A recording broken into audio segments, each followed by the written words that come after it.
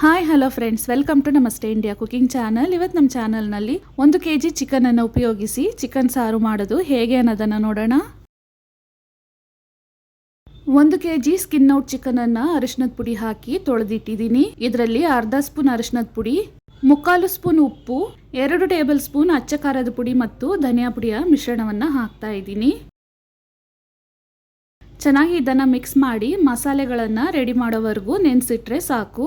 ಕೈನಲ್ಲಿನೇ ಚೆನ್ನಾಗಿ ಮಿಕ್ಸ್ ಮಾಡಿ ಇಡ್ತಾ ಇದ್ದೀನಿ. 1 kg ಚಿಕನ್ ಸಾರಿಗೆ ಇಷ್ಟು ಮಸಾಲೆಗಳು ಬೇಕಾಗತ್ತೆ. ಮಾಡಬೇಕಾದ್ರೇ ಅಳತೆಗಳನ್ನು ಹೇಳ್ತೀನಿ. ಒಂದು ಚಿಕ್ಕ ಸೈಜ್ನ ತೆಂಗಿನಕಾಯಿಯಲ್ಲಿ ಕಾಲು ಭಾಗವನ್ನು ತಗೊಂಡಿದ್ದೀನಿ. ಇದನ್ನು ಜಾರ್ನಲ್ಲಿ ಹಾಕ್ತಾ ಇದ್ದೀನಿ. 1 ಕೈ ತುಂಬ ಕೊತ್ತಂಬರಿ ಸೊಪ್ಪನ್ನು ತೊಳೆದು ಇದರಲ್ಲಿ ಹಾಕಿ ಒಂದು ಬಾರಿ ರುಬ್ಕೊಳ್ತಾ ಇದ್ದೀನಿ. ಇದನ್ನು ಒಂದು ಕಡೆ ಹಾಗೆ ಇಡೋಣ. ಮೀಡಿಯಂ ಸೈಜ್ನ 2 ಬೆಳ್ಳುಳ್ಳಿಗೆ ಸಮನಾಗಿ ಶುಂಠಿ, 1/2 ದೊಡ್ಡದಾದ ಈರುಳ್ಳಿ ಎಷ್ಟು ತಗೊಂಡಿದ್ದೀನೋ ಅಷ್ಟೇ ಅಳತೆಗೆ ನಾಟಿ ಟೊಮೆಟೊವನ್ನು ತಗೊಂಡಿದ್ದೀನಿ ಮತ್ತು 20 ಗೋಡಂಬಿ.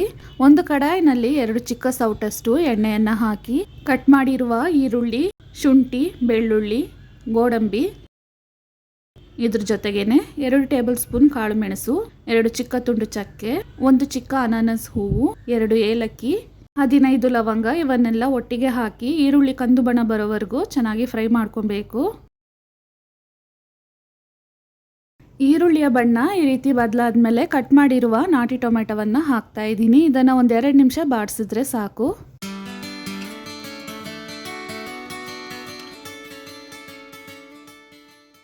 ನೋಡಿ, ಈ ರೀತಿ ಬಾಡಿಸಾದ್ಮೇಲೆ ಇದನ್ನು ತಣ್ಣಗೆ ಮಾಡಿ ತೆಂಗಿನಕಾಯಿ ಕೊತ್ತಂಬರಿ ರುಬ್ಬಿದ್ದ ಮಿಕ್ಸಿನಲ್ಲಿ ಹಾಕ್ತಾ ಇದ್ದೀನಿ.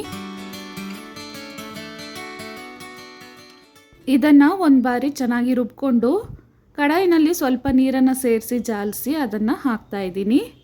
ನೋಡಿ, ಮಸಾಲೆಯನ್ನು ಈ ರೀತಿ ಚೆನ್ನಾಗಿ ನುಣ್ಣಗೆ ರುಬ್ಕೊಬೇಕು.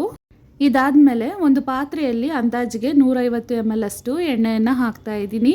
ಎಣ್ಣೆ ಬಿಸಿ ಆದಮೇಲೆ ಕಟ್ ಮಾಡಿರುವ ಅರ್ಧ ಈರುಳ್ಳಿ, ಅರ್ಧ ನಾಟಿ ಟೊಮೆಟೊ, 1 ಕಡ್ಡಿ ಕರಿಬೇವಿನ ಸೊಪ್ಪನ್ನು ಹಾಕಿ ಈರುಳ್ಳಿ ಕಂದು ಬಣ್ಣಕ್ಕೆ ತಿರುಗೋವರೆಗೂ ಚೆನ್ನಾಗಿ ಬಾಡಿಸ್ತಿರ್ಬೇಕು. ನೆನೆಸಿಟ್ಟಿರುವ ಚಿಕನ್ ಹಾಕ್ತಾ ಇದ್ದೀನಿ. ಇದನ್ನು 2 ನಿಮಿಷದವರೆಗೂ ಚೆನ್ನಾಗಿ ಬಾಡಿಸ್ಬೇಕು.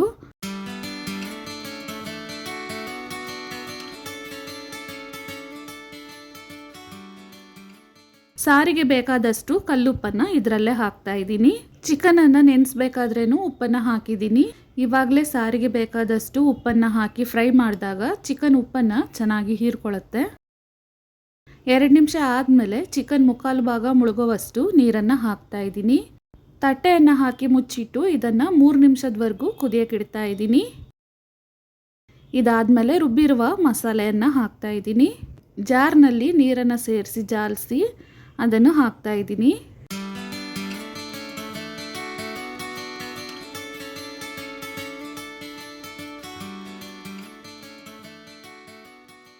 ಇನ್ನು ಸ್ವಲ್ಪ ನೀರನ್ನು ಸೇರಿಸ್ಕೊಳ್ತಾ ಇದ್ದೀನಿ.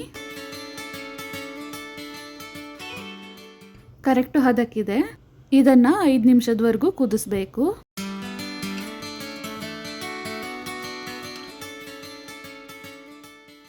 ಮಸಾಲೆಯನ್ನು ಹಾಕಿ ಸಾರನ್ನು ಕುದಿಯಕ್ಕಿಟ್ಟು 5 ನಿಮಿಷ ಆಗಿದೆ.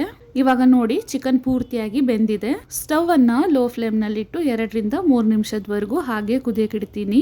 ಹೀಗೆ ಮಾಡಿದಾಗ ಸಾರಿನಲ್ಲಿರುವ ಎಣ್ಣೆ ಎಲ್ಲ ಮೇಲ್ಗಡೆ ತೇಲ್ಕೊಂಡ್ಬಂದು ನೋಡೋದಕ್ಕೆ ತುಂಬ ಚೆನ್ನಾಗಿ ಕಾಣುತ್ತೆ. ಇವಾಗ ಆಗಿದೆ. ಸ್ಟವ್ ಅನ್ನು ಆಫ್ ಮಾಡ್ತಾ ಇದ್ದೀನಿ. ರುಚಿಯಾದ ಚಿಕನ್ ಸಾರು ಇವಾಗ ರೆಡಿಯಾಗಿದೆ. ವೀಕ್ಷಕರೇ, ಈ ವಿಡಿಯೋ ನಿಮಗೆ ಇಷ್ಟ ಆಗಿದ್ದರೆ ನಮ್ಮ ಚಾನಲನ್ನು ಲೈಕ್ ಮತ್ತು ಸಬ್ಸ್ಕ್ರೈಬ್ ಮಾಡಿ. ಧನ್ಯವಾದಗಳು.